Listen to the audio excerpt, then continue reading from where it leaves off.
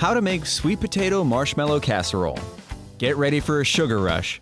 These tubers are caramelized to a sweet perfection, then topped with gooey toasted marshmallows.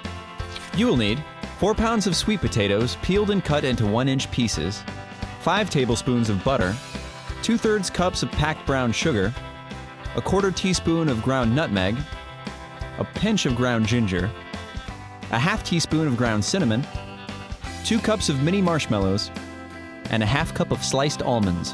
Equipment: a shallow rectangular baking dish. Optional: a 1/2 cup of chopped pecans. Step 1. Place the sweet potatoes in the baking dish. Step 2. Combine the butter, brown sugar, nutmeg, ginger, salt, and cinnamon in a small saucepan over medium heat.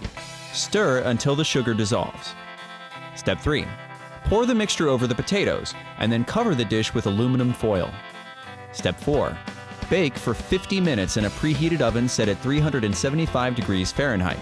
After 50 minutes, take the foil off and continue baking until the syrup thickens, about 20 minutes. Step 5.